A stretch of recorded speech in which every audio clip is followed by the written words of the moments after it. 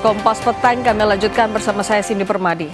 Saudara, usai Polda Metro Jaya mengeluarkan SP3 terhadap Rismon Sianipar, kini muncul tudingan baru dari kubu Roy Suryo.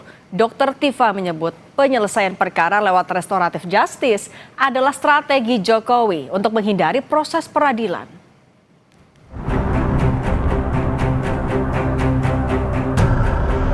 Penyidik telah menerbitkan surat perintah penghentian penyidikan terhadap saudara RHS.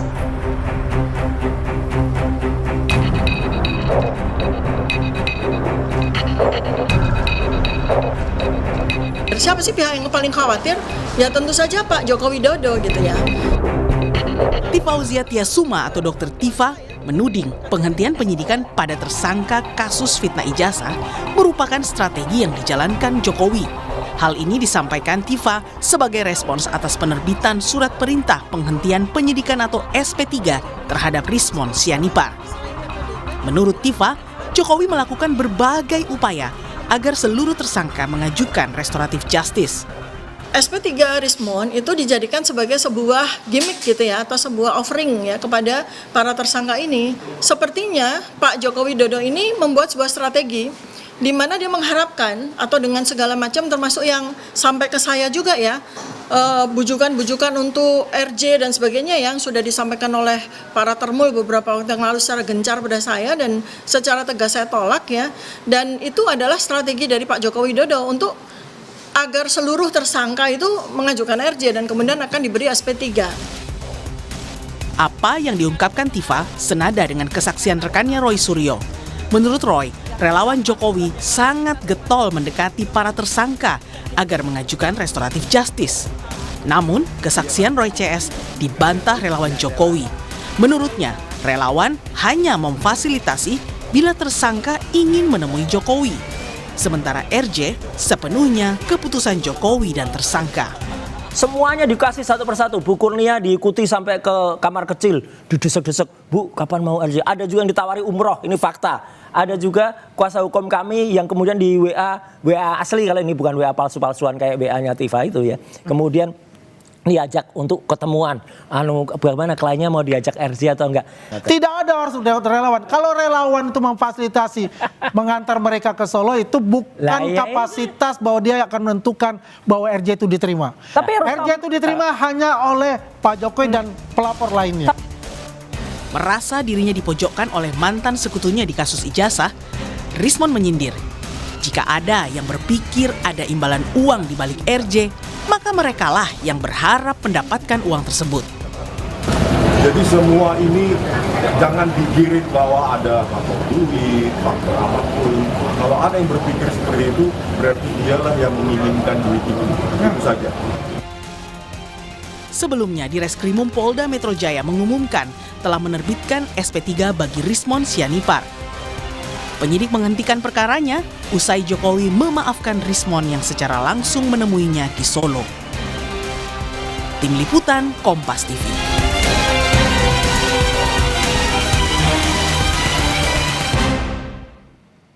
Hingga kini sudah 3 orang dari pihak tersangka kasus ijazah Jokowi yang menerima SP3 usai memilih proses restoratif justice. Langkah RJ yang dipilih ini dituding sebagai skenario Jokowi untuk menghentikan langkah Roy Suryo CS membawa kasus ijazah ke pengadilan. Lalu benarkah tudingan Jokowi mengobrol restoratif justice melemahkan Roy Suryo CS? Kita bahas bersama kuasa hukum Roy Suryo Ahmad Hozinudin dan juga ketua kami Jokowi Gibran Rosman Nasution. Selamat petang Bapak-bapak. Selamat petang. Assalamualaikum warahmatullahi wabarakatuh. Waalaikumsalam warahmatullahi wabarakatuh. Bang Rosman, Dr. Tifa bilang RJ ini strategi Pak Jokowi atau kubu Pak Jokowi biar kasusnya nggak lanjut sampai peradilan. Bener nggak? Pertama mohon maaf suara Adinda atau adik saya ini kurang terang saya terima ya. Tapi suaranya hilang-hilang timbul. Oke, kalau gitu saya ulangi Bang Rasman. Dr. Tifa bilang kalau restoratif justice ini strategi kubu Pak Jokowi biar kasusnya tidak lanjut ke pengadilan. Semuanya SP3. Benar nggak Bang? Begini. Saya ingin katakan bahwa secara jujur kami tidak pernah menawar-nawarkan diri. Ya itu pasti ya. Tidak pernah kita yang namanya menawar-nawarkan diri. Bahkan saya ya sudah bongkar ini minggu lalu tentang bagaimana seorang Rustam Effendi sudah sempat berkomunikasi dengan seseorang dan bahkan mengakui bahwa ada permintaan dana 20 miliar untuk restoratif justice tetapi dengan sebutan bercanda. Mana mungkin canda? Saya nggak kenal dengan Rustam, saya nggak pernah komunikasi, saya nggak tahu nomor kontak dia. Tapi ada orang yang datang ke rumah saya, kemudian menelepon di depan saya, kemudian ditindaklanjuti dengan waktu saya di Kuala Lumpur, Malaysia, juga ada chattingan. Jadi ini menurut saya seharusnya pihak kubu Roy dan kawan-kawan menyadari bahwa mereka ini sebenarnya patut diduga ada skenario lain di luar skenario yang mereka punya. Itu satu. Yang kedua, saya ingin katakan bahwa terhadap posisi hari ini pun saya dapat informasi masih ada satu orang lagi yang sedang berupaya untuk melakukan restoratif justice. Jadi tidak ada yang namanya kami obral restoratif justice. Nggak Siapa, pernah. Bang? Pak Jokowi. Hah? Siapa yang mau RJ itu? Sebut klaster mana? Ya, kalau boleh saya bilang, ya kan sekarang ada 2 klaster. Dari 2 klaster ini sekarang ada 5 orang, ya. Kan udah nggak susah juga kita menebaknya sebenarnya di luar Rustam Effendi. Nah itu dia, di luar Rustam Effendi kami dapat info masih ada orang yang lagi berupaya untuk ikut restoratif justice ke Pak Jokowi. Sedemikian rupa dan kita saya garansi saya tidak pernah menawar-nawarkan. Dulu waktu Bang Egy itu beda cerita. Bang Egy itu sakit. Itulah dasar saya ke Pak Jokowi. Setelah itu mereka komunikasi, ada damai, ada respon. Nah makanya saya mengatakan kepada teman-teman ini, kalau kita berdebat jangan menyerang pribadi, tapi pada substantif pokok perkara. Kira-kira begitu. Jadi kita tidak benar obral, bahkan Pak Jokowi menunggu agar persidangan ini dimulai supaya dapat dibuktikan ijazah itu palsu atau tidak. Oke, tapi Bang Rasman mau mempersempit lagi, yang masih mau restoratif justice itu tersangka dari klaster 1 atau 2? Ya, jangan dipancing saya, kan gampang itu menebaknya itu kan. Oke, kalau gitu saya tanya Bang Hozin, Bang katanya ada satu orang lagi yang mau salah satu mengajukan. klaster lah, kan udah gampang, tinggal 4 orang aja kok. Salah satu yang 4 itu sekarang. Bang Hozin katanya ada 1 orang lagi. Bener nggak Bang Hozin? Ini memang ada yang tergoda atau digoda jangan-jangan? Ya, bismillahirrahmanirrahim. Itu kan bagian dari upaya kubu Jokowi, baik menggunakan kuasa hukum, buzzer, relawan, atau terpidana yang bicara di ruang publik untuk melakukan 2 hal, yakni mengintimidasi dan mengiming-imingi. Mengintimidasi jika tidak RJ, maka akan status penjara, mengiming-imingi jika RJ, maka akan mendapatkan SP3. Dan dari kronologis beberapa yang sudah memperoleh SP3 itu kan kombinasi antara diiming-imingi dan intimidasi begitu. Dan kita tahu saudara Egy Sujana dan Dameng Hari Lubis itu kan tidak kemudian datang tanpa pendahuluan, tetapi sudah ada relawan Jokowi atau Rejo, Rahmat dan juga Darmizal yang mendatangi Egy Sujana dan itu kemudian di follow up. Dan kombinasinya memang Egy Sujana ini pernah di penjara dan dia takut ada di penjara ada tikusnya sehingga dia berharap bisa SP3 dan tidak lagi masuk penjara dan akhirnya itu juga memang diperoleh SP3 oleh Egy Sujana. Adapun soal alasan sakit, kemudian stadium 5 itu juga stadium 4 itu juga kemudian terbukti tidak benar gitu. Yang kedua juga ada ancaman terhadap Rismon Sianipar terhadap kasus Yamaguchi-nya sehingga harapannya dia lepas dan juga mendapatkan SP3. Kombinasi ancaman itu tidak benar juga itu. dengan Itu tidak benar itu yang mengancam itu ngomong nih. Kau tadi tidak aku potong-potong. Ya kau jangan main kau. Kita bagus-bagus saja bicara, jangan menyerang pribadi. Kau ngomong aja kau. Enggak usah kau. Dengarkan aku kau.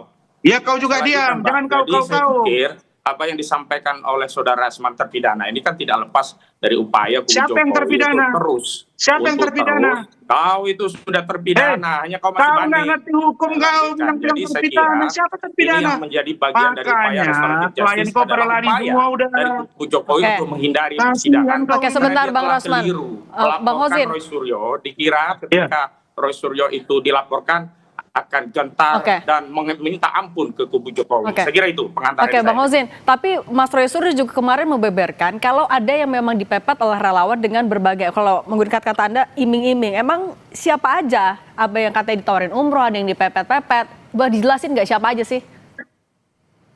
Ya, Rustam Effendi ditawari oleh Darmizal, juga Eli Daneti, kombinasi antara umroh dengan SP3. Kemudian Kurnia Triryani juga ada upaya untuk mepet Kurnia agar mengambil opsi restoratif justice.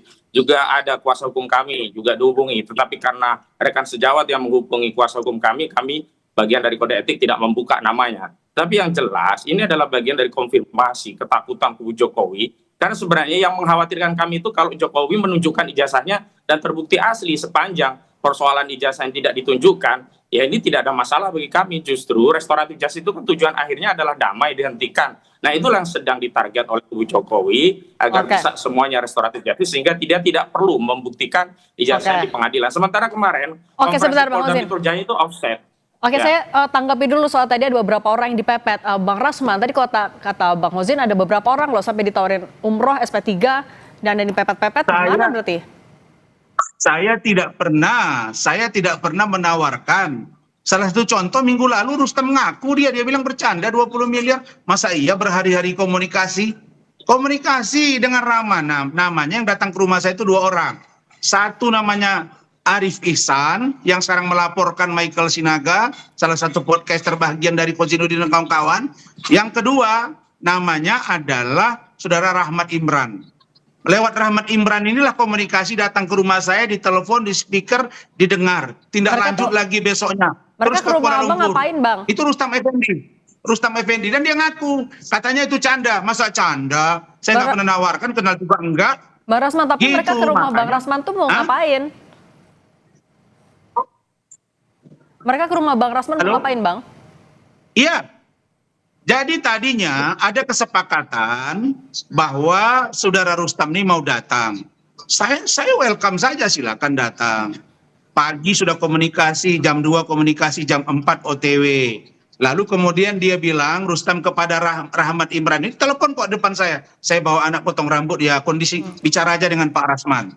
Kemudian saya besoknya tampil di salah satu TV swasta.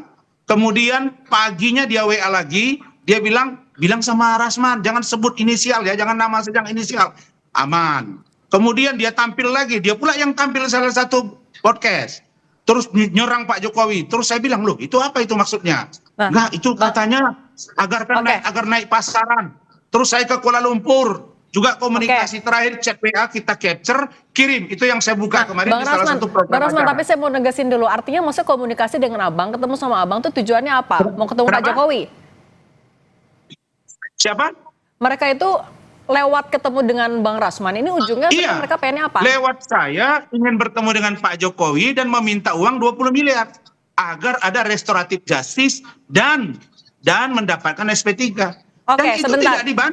tidak dibantah oleh Saudara Rustam Effendi. Oke, dia sudah stop dulu. bicara di meja, Oke, Bang katanya Rasman, canda. saya minta tanggapan dari Bang Hozin dulu soal ini. Gitu. Bang Hozin katanya ada yang minta. Rasman ini kan nggak tahu malu, dia mengklarifikasi peristiwa yang tidak melibatkan dirinya. Saya kan tidak pernah menyampaikan dia yang menawarkan. Yang melakukan upaya itu kan bukan dia. Jadi klarifikasi Saudara Rasman itu memang tidak bernilai karena dia itu kan orang baru dalam perkara ini. Dia sebelumnya tidak pernah ada, bukan kuasa hukum Jokowi, bukan bagian dari yang melaporkan pihak lainnya, bukan juga kuasa hukum pihak yang melaporkan. Dia hanyalah bagian dari gula-gula saja yang ada di sini begitu. Jadi saya tegaskan bahwa apa yang terjadi hari ini sebenarnya mengkonfirmasi ketakutan dari Saudara Joko Widodo karena proses persidangan itu mewajibkan dirinya untuk hadir di persidangan dan membuktikan ijazahnya asli karena dia menuduh pihak yang meneliti dan menyimpulkan ijazah palsu itu sebagai sebuah fitnah dan pencemaran. Tetapi saya ingin mengomentari kemarin Polda juga offset menurut saya karena sudah menyatakan ijazah itu asli berdasarkan pembuktian yang ada pada Polda. Padahal tugas penyidik itu hanya mengumpulkan bukti. Tugas pembuktian itu adalah ada pada jaksa dan tempatnya di persidangan. Sementara pertimbangan tentang bukti itu apakah terbukti atau tidak, itu adalah tugas dari hakim yang kemudian diputuskan oleh vonis pengadilan. Saya kira itu semua juga bagian dari upaya untuk menekan para pejuang ini agar bisa ikut restoratif justice dengan ancaman seolah-olah kalau tidak mengikuti kubu sebelumnya yang ikut restoratif justice akan berujung penjara. Padahal sebaliknya, justru jika terbukti bahwa ijazah itu bermasalah, maka Saudara Joko Widodo lah yang harus mempertanggungjawabkan, bukan hanya saat ini, tetapi 2 periode memimpin Republik ini. Tentu ini ada pertanggungjawaban khusus terlepas bahwa apa yang sudah terjadi memang sudah terjadi, mau bagaimana lagi. Saya kira begitu, Mbak. Oke, soal restoratif justice tadi, ini kan ada 3 orang yang sudah dapat restoratif justice. Kalau kita lihat adalah orang-orang yang vokal. Ada Egy Sujana, Ketua TPUA, ada Meher Lusbis, Rismon juga yang berapi-api banget tiap ngebahas KKN-nya Pak Jokowi. Bang Rosman, kalau menurut Anda ini jangan-jangan sebenarnya strategi juga dari kubu Pak Jokowi melemahkan kubu Roy Suryo CS, benar nggak? Ya, saya mohon maaf ya, Suara saya kurang jelas. nggak kedengaran suaranya di saya, terpotong-potong. Oke, saya ulangi lagi ya Bang. Bang Rosman, ada 3 orang yang vokal dari kubunya Roy Suryo CS yang sudah dapat restoratif justice. Ketua TPUA, Egy Sujana juga pernah menggugat ijazah Pak Jokowi 2022. Ada Damai Hari Lubis yang juga bagian dari TPUA, Rismon Sianipar yang selalu berapi-api tiap bahas KKN. Ini apakah memang strategi Pak Jokowi melemahkan kubu Roy Suryo CS dengan menyasar orang-orang yang vokal, yang dominan? Ya, kalau boleh saya mengatakan bahwa mereka ini sebenarnya ya, saya walaupun suara kurang jelas tapi saya bisa tangkap pesannya. Contoh. Kemarin mereka datang ke Polda Metro Jaya, kemudian mereka berangkat ke DPR RI mencari simpati publik. Maka saya sudah pernah ngomong salah satu TV swasta juga bahwa mereka ini ruang geraknya sudah makin sempit. Karena apa? Rismon dapat SP3. Tadi kan Rismon ini kan diolok-olok ini. Oh, nggak akan dapat SP3. Sekarang bayangkan ya, Roy Suryo itu ngomong beberapa hari yang lalu mengatakan bahwa ijazah saudara Rismon itu adalah palsu. Bayangin ya, ada orang konteks hukum nggak ngerti hukum. Seperti Kosidudin bilang, saya terpidana, saya masih duduk di sini, ya, belum inkrah. Maka saya bilang, kalau begini model pengacara, rame-rame nanti akan ke penjara. Jadi masalah siapa yang paling vokal dan tidak vokal sekarang, bagi kami klaster 1 dan klaster 2 yang 5 yang tersisa, kalau mereka mau RJ silakan, tidak juga, tidak sedikit pun. Saya baru kontak dengan ajudan Pak Jokowi sampai tadi pagi, bahwa Pak Jokowi mendorong agar secepatnya dilakukan P21 oleh jaksa, bukan pemerintah jaksa, mendesak, kami juga mendesak agar supaya disidangkan, dan disitulah akan dibuka ijazah. Jangankan ijazah S1, tapi SD, SMP, SMA, dan Fakultas Kehutanan Gajah Mada. Clear. Okay. Jadi tidak ada di sini yang kami kejar siapa yang vokal, siapa yang tidak vokal. Bagi kami semua sama. Karena itulah yang saya katakan bahwa jangan karena perilaku kita, tindakan kita, dengan bicara yang terlalu pintar segala macam, seperti ayam yang bertelur satu, tapi ribut sekampung. Saya hanya mau kasih tahu, filosofi hukum tidak begitu, ada giumnya. Bahwa pembuktian itu ada di pengadilan, dan Pak Jokowi tidak pernah ragu untuk itu. Siapa yang vokal, siapa yang tidak vokal. Lihat aja, saya kok nggak pernah tuh lihat Tifa sekarang gabung-gabung sama mereka nih. Tifa sendiri, ya, kemudian Kurnia sendiri, nggak pernah saya lihat gabung-gabung lagi sekarang. Kenapa? Karena yang namanya sekarang Rismon, dia sudah terbebas, dan Rismon akan menyerang balik bagaimana mereka selama ini dalam melakukan tindakan yang kami duga kuat memfitnah dan mencemarkan nama baik Bapak Joko Widodo. Oke, saya tanya, Bang Hozin, kalau Anda dengan 3 orang dominan ini sudah RJ dan Anda dapat SP3, Anda merasa kubu Anda terpecah? Tidak ada, karena memang sejak awal perjuangan ini adalah bukan perjuangan personal, tapi perjuangan seluruh rakyat. Bukan perjuangan Egy Sujana, Damai Hari Lubis, atau Rismon, sehingga kalau mereka bertiga itu membelot maka perjuangan ini berakhir. Tidak, ini perjuangan seluruh rakyat begitu. Dan proses penegakan hukum itu tunduk pada hukum, pada norma. Tidak perlu dipaksa-paksa, tidak perlu didesak-desak. Apa urusannya orang mendesak, bukan pihak. Saudara Rasman ini kan bukan pihak, ngapain dia desak-desak? Dan itu akan jadi presiden buruk bagi hukum di negeri ini jika proses penegakan hukum itu lahir dari tuntutan, desak-desakan, dan seterusnya. Saya pikir yang menjadi soal adalah apakah penyidik itu fair, ya? Penyidik itu fair dalam pengertian apa? Dia tunduk pada norma dalam menegakkan hukum, bukan menjadi otoritas di bawah kendali Joko Widodo hanya untuk melayani kepentingan Jokowi. Dan ini sudah terbukti begitu dari beberapa restoratif justice itu kan sebenarnya kan kata kuncinya adalah Jokowi, sehingga ketika Jokowi mengiyakan itu terjadi, jika tidak terjadi. Misalkan pada prosedur Egy Sujana itu berbeda dengan Rismon. Egy Sujana ya tanggal 8 Januari, 13 Januari, dan 15 Januari langsung SP3. Tidak memenuhi prosedur dalam proses restoratif justice sebagaimana diatur di kubu Rismon. Sementara Rismon seluruh kelengkapannya seolah-olah dipenuhi begitu. Ini kan menjadi konfirmasi bahwa hukum hari ini sedang tidak baik-baik saja. Dan saya tegaskan, kalau Rismon nanti menjadi saksi yang akan membela kubu Jokowi, tidak bernilai. Bahkan kami ingin mencecar Rismon soal ijazah yang menguncinya, yang tidak ada kaitannya dengan persoalan ini, tetapi menjadi peruntukan runtuh kredibilitas seorang saksi yang bagaimana seorang saksi bisa diambil secara kalau kredibilitasnya saja bermasalah begitu. Oke, kalau gitu tadi Bang Rasman juga yang terbaru adalah Pak JK konvers, dia bilang dia dilaporkan ke polisi setelah ia secara terbuka juga meminta agar Pak Jokowi nunjukin aja ijazahnya karena ini sudah terlalu lama. Tanggapan Anda gimana? Saya. Ya, Bang Rasman silahkan. Begini, ada dua yang saya kritis dari seorang Pak JK hari ini. Pertama, secara tidak langsung, Pak JK terjebak dengan pusaran kisru ijazah ini. Sehingga AI yang katanya suara Rismon sudah langsung telepon saya dan chat WA. Sambil ketawa, hahaha, kasihan Pak JK, AI dipercaya. Pak JK melapor, itu produk AI.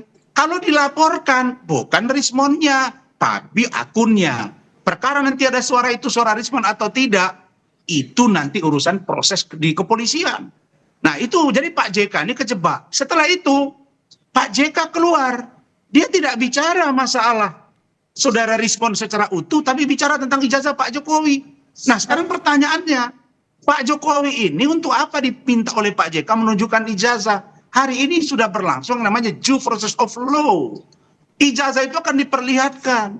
Sekarang bukan lagi ranah, apalagi amar konstitusi seluruh rakyat Indonesia. Saya ini rakyat Indonesia. Saya demi Allah, demi Rasulullah berangkat ke pematang siantar. Penyanyi saja masih cinta dengan seorang Joko Widodo. Saya berangkat ke Solo, setiap hari lebih dari 100 orang datang ke rumah Pak Joko Widodo. Tidak ada yang mengarahkan itu. Tapi Bang Rasman, jangan bawa nama Indonesia. Saya keberatan dengan pernyataan itu. Bang Rasman, tapi tadi Anda bilang Pak JK terjebak di pusaran ijazah Pak Jokowi. Emang terjebak kenapa? Siapa yang ngejebak?